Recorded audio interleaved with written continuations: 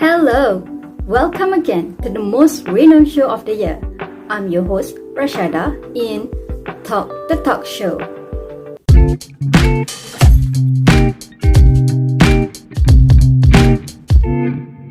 As usual, in Talk the Talk Show, we aim to discuss prevailing issues in the professional world. Today, we'll explore the topic of workplace and professional ethics. For that, we are honored to have three accomplished guests as our speakers. Let's welcome Ms. Shifa, a teacher from SMK Sri Budi, Ms. Nabila, principal of SMK Lilasari, and Ms. Amrina, a lecturer in sociology. Thank you for joining us today. So, before we jump straight into the issues of the topic, let's ponder what is actually meant by workplace ethics and professionalism. To answer that question, I'll invite our first speaker, Ms. Amrina, to define the terms and explain what they're about. Thank you for the question. Okay, to start, firstly, I'll define the term ethics. Ethics as a philosophical discipline of study is a systematic approach to understanding, analyzing, and distinguishing matters of right and wrong, good and bad, and admirable and deplorable as they relate to the well-being of and the relationships among sentient beings. So ethical determinations are applied through the use of formal theories, approaches, and codes of conduct. Such ethical codes, principles, or values may be associated with particular cultures, religions, professions, or any other group that is partly characterized by its moral outlook.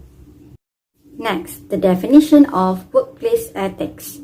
Workplace ethics are the moral guidelines that an organization as a whole and individuals who comprise it have to follow to comply to the state and the federal laws. It functions as the basis of cohesive, supportive company culture and an important way to a company to build a strong relationship with its customers. We can say that a person's work ethic is a representation of his or her character. A strong work ethic suggests that the person places a high value on doing a good job, as well as respecting others and functioning with integrity.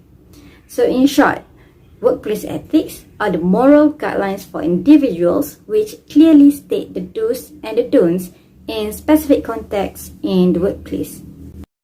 Lastly, professionalism can be defined as the conduct, aims, or qualities that characterize or mark a certain profession or professional person. It refers to the expertise, ability, and the behavior displayed by an individual of a certain occupation. A professional needs to have generalized knowledge in his or her specific field. To put it in simpler words, professionalism is the specific action expectations that is evident in the skills, competency, and the way a person conducts himself or herself in the workplace. So individuals who dress well accordingly demonstrate a quality commitment and responsibility to the job, having integrity or honest in following ethical codes, and are respectful towards others. Those things display their professionalism in the workplace. Professional individuals are able to communicate effectively and appropriately and always finding a way to be productive in their work. That is such an enlightening explanation on the definitions, Ms. Amrina. Another question for you. Some people view workplace ethics and professional ethics as the same thing and even use the terms interchangeably. So how do workplace ethics and professional ethics actually differ from each other? Yes, though the terms professionalism and ethics are used interchangeably by some people, actually there are a lot of differences between the two. These terms are widely used in the corporate sector to refer to the conduct of employees and employers. Workplace ethics can be understood as the guidelines that are imposed on a particular set of individuals like the employees. Workplace ethics leads all employees to always be ethically correct, to always follow laws in all their actions by stating the do's and the don'ts in a specific context. We need to remember that workplace ethics is always ethically driven and well stated. On the other hand, professionalism is a bit different to ethics. Nonetheless, maintaining ethics is also considered as one of the features of professionalism. But this is only a single fragment of it. Hence, professionalism may not always be ethically driven. As I said before, professionalism refers to the specific traits or actions that are expected of a professional to follow. It may not be clearly stated, but it is cultivated by the individual personally based on the specific field or profession. It is easy to see why a workplace ethics and professionalism may be confused or used interchangeably, because actually both have goals of setting a standard of behaviors from the employees. By following the standards, the employees will work better as a team, increase job satisfaction, and improvement in their performance. The result is a positive workplace culture in which people want to go to work and that consumers enjoy working with professional employees. That's all from me. Thanks for your answer, Ms. Amrina. With that splendid explanation, we hope the audience have no more confusion as how to use the terms later on. Now, I'd like to ask Ms. Shifa, can you explain about the key principles of workplace ethics? Okay, that's a good question. Key component to workplace ethics is integrity, or being honest and doing the right thing at all times. For example, healthcare employees who work with mentally and physically challenged patients must possess a high degree of integrity, as those who manage and work primarily with money.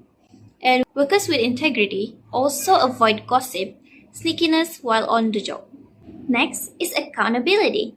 Taking responsibility for the actions is another major factor when it comes to workplace ethics. That means showing up on scheduled workdays as well as arriving on time and putting in an honest effort while on the job. Workers who exhibit accountability are honest when things go wrong. Next, teamwork. A vital aspect of the workplace is working well with others. That includes everyone from peers to supervisors to customers, and if you're a teacher, it includes your co-workers and students. While not all employees will always like each other, they do need to set aside their personal or even work-related differences to reach a larger goal. In many instances, those who are not considered team player can face demotion or even termination.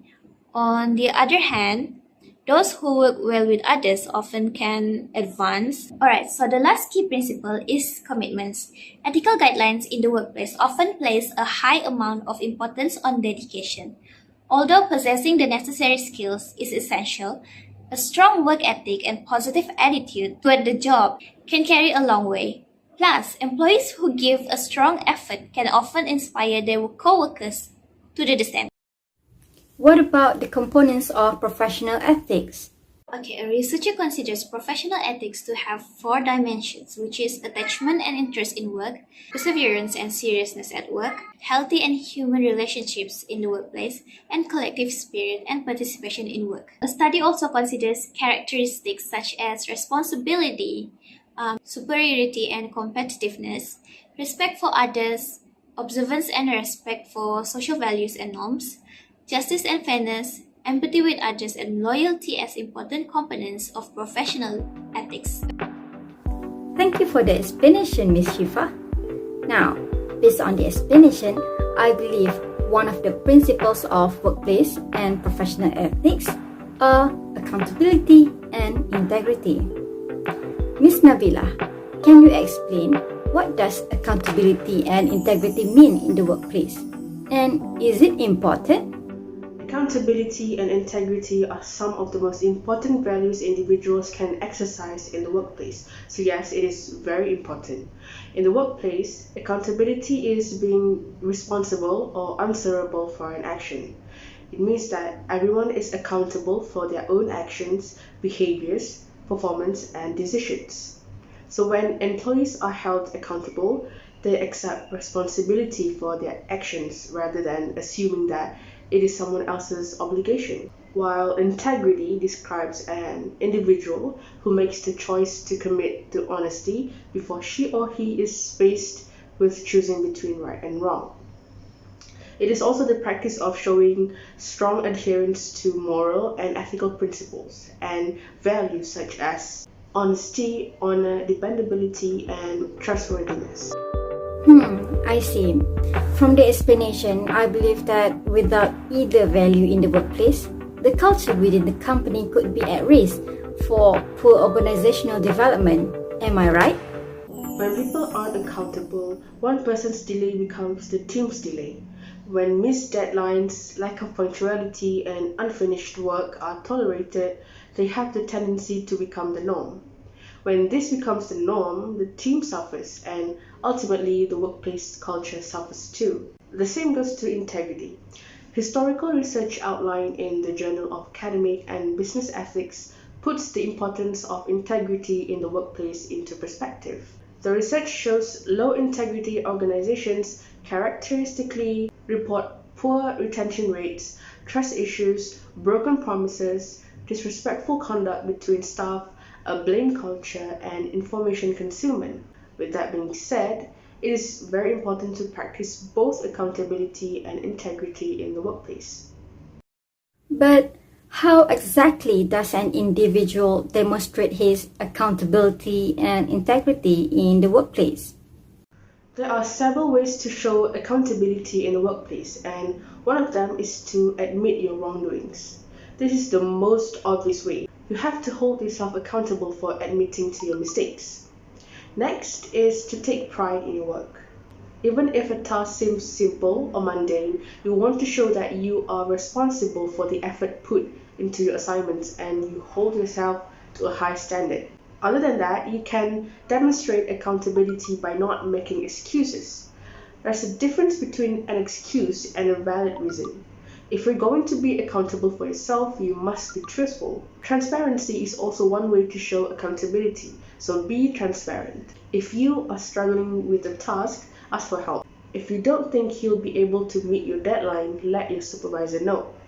These are only a few examples on how one can demonstrate accountability, but the key here is being responsible for your own actions, your behaviors, and your task.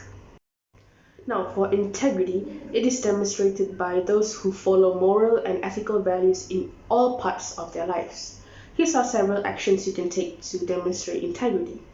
Firstly, show up ready to work. Arrive at your workplace on time and ready to complete tasks. Secondly, set a positive example.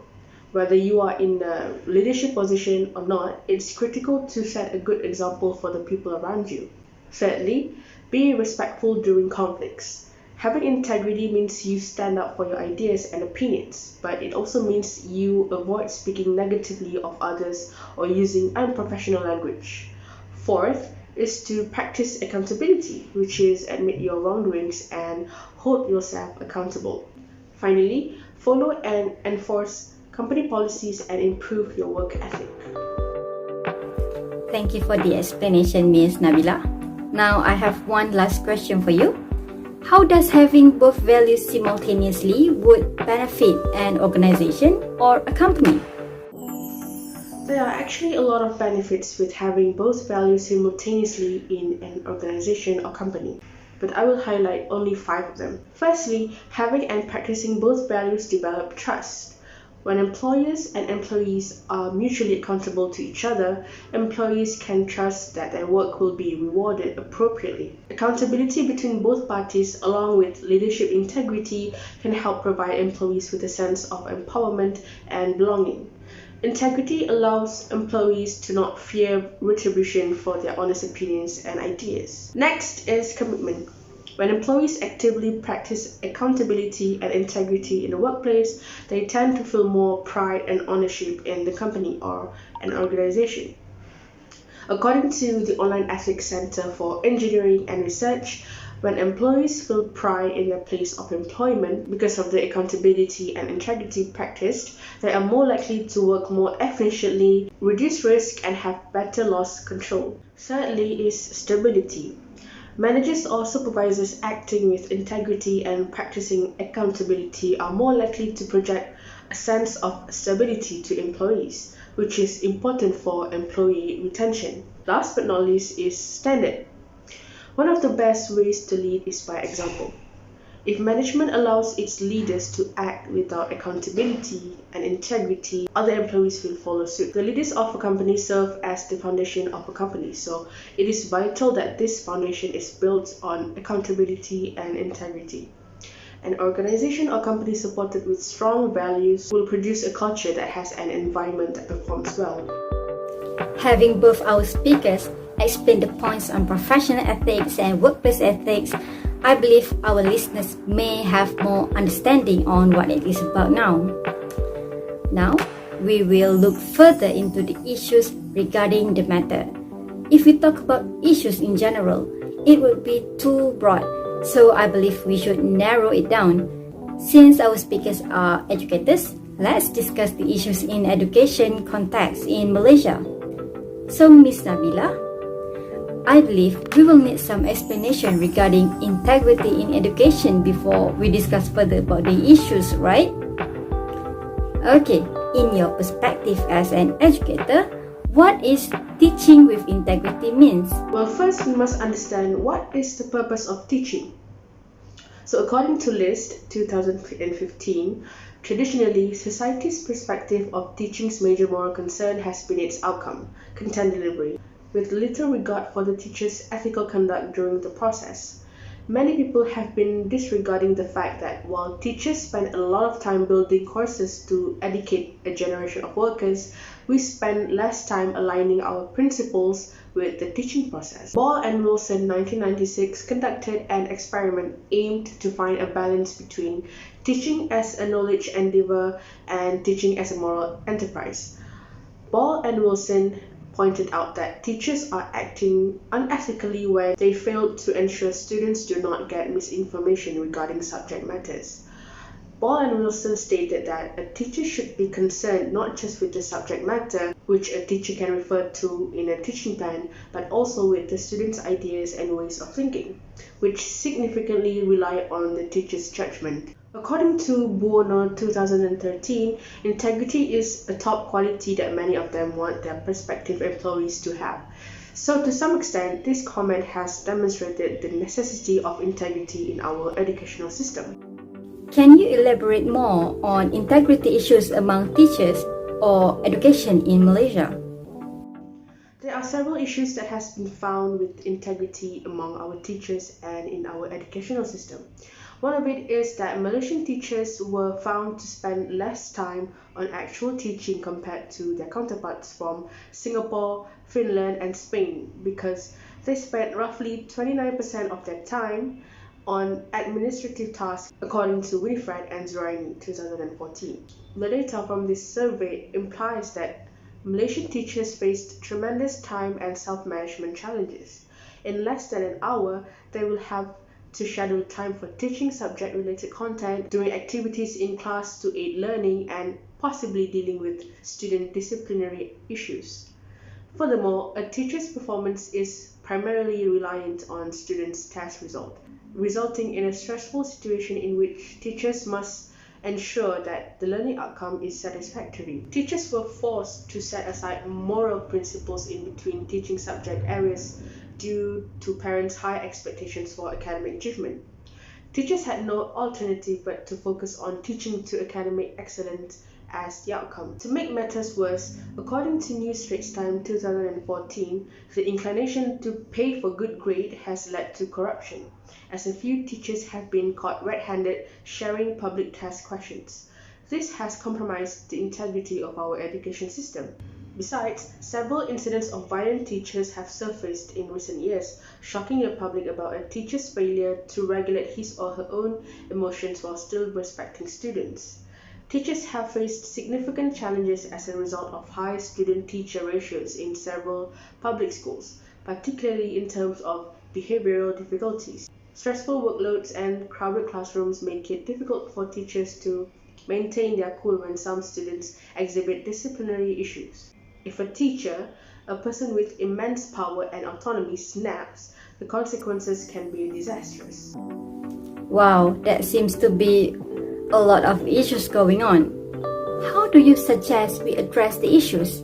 According to Fong, 2020, to address such challenges, we must look at the following areas. The first one is teachers' education. The second one is the teaching system. And the last one is society's ideas on academic success versus moral development. While the first and second areas are difficult to implement, they are nonetheless doable with competent leadership and sufficient resources.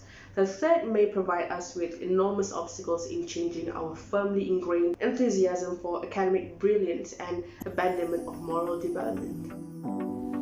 Very well. Now moving on to issues regarding professional ethics. I believe there are many to talk about, but can you explain to us one of the most recent issues on ethics among teachers in Malaysian school? Miss Shiva? So one of the common issues that relate to teachers' ethics is teachers' absenteeism. Teachers are the role models of students, and in most rural communities, they are the most educated and respected personality. Teachers are the spreader of knowledge who helps developing students' understanding, attitudes, skills, learning, and core values. However, according to the recently released UNESCO Global Economic Monitoring Report in 2017 and 2018, it is pointed out that in schools with no or low community monitoring or parental involvement or very poor resources and facilities, teachers are more likely to be absent. Not surprisingly, literacy rates are high in Peninsular Malaysia, which is at 95%, but significantly lower in Sabah and Sarawak, which is at 79% and 72% respectively. Because the communities in rural areas Sabah and Sarawak are categorized as poor, inaccessible, and less educated, and probably have lower expectations of their children. So irresponsible teachers take advantage of this by reporting for work but not attending classes and falsifying records. These issues has gotten worse where there are a lot of reports of students suing teachers in Sabah and Sarawak because of this teachers' absenteeism. Let's take a look at this article. Now, as you can see in the article, this student sues her teacher because he had been absent for the most part of the year, which is 7 months at a school in rural area SMK Taun Gusi, Kota Belud, Sabah. She believes that this in turn led to her being unprepared for her Sijil Pelajaran Malaysia, causing her to fail her English paper. She was said to have first made a complaint to the school regarding the teacher. However, it seems that no action was taken against him. At this point, it's worth mentioning that Siti Nafira is suing not just the teacher, but the school's principal and Minister of Education of Malaysia as well. If you're wondering why, it turned out that when the Ministry of Education came to investigate the case, the principal allegedly falsified the attendance records of the teacher. Now, imagine a student walking an hour and a half to school, where there is no road or public transport, only to find no teacher when she arrives. Who is to be blamed? What can parents do if they are not literate or cannot afford to find out whether the teacher had to attend to regular non-classroom administrative duties or was simply negligent, backed by a local politician or the principal who helped appoint the teacher in the first place? This is why teacher absenteeism is one of the most serious causes of ethical declining of education. It greatly reduces the overall effectiveness of the school, diminishes students' achievement, damages the school's reputation, and induces students' absenteeism. In your perspective as an educator, how do you think we should control the unethical behaviors? The way we can do to control this unethical behavior is to reinforce consequences. Higher-ups must hold the unethical teachers accountable when they act unethically. Disciplinary action should be given to the teacher. This includes verbal warning, sending them a warning letter that they should shape up their behavior, or give them a poor performance review or evaluation. If the teachers still act the same and have a poor attendance record, then it is best for the teacher to reprimand it and shun the exit. We don't want to allow the teachers' unethical behavior to rob students and families of a better life. They should be replaced with other inspiring teachers. Thanks for your answer, Ms. Shifa. That was significant. I agree with your opinion to control the unethical behavior in the workplace because the action must be taken now. To conclude our topic today, workplace and professional ethics, we have dived into the meaning of each term and the differences. Then, we look into the key principles of work ethics, accountability, and integrity in the workplace to have a deeper understanding on the topic. Apart from that, our speakers have revealed the prevailing issues on ethics and integrity, mainly in the educational setting. Not only that, they also even suggested ways to overcome such issues. We have managed to cover a lot actually in such a short period of time. I'm pretty sure our audience are enjoying this talk as much as I do. And we have learned something very valuable and it is applicable to our daily lives. Having a good work ethic and professionalism is definitely what everyone should have. It will impact us greatly in many aspects and maybe the workplace culture itself as a whole. Issues in the workplace should be handled professionally and accordingly at all times. So that's it. Thanks to our speakers once again, Ms. Amrina, Ms. Shifa, and Ms. Nabila. And of course, special thanks to the audience who joined us today. Remember to always walk the talk. I'm your host Rashada. See you again later in the next episode of Talk the Talk Show.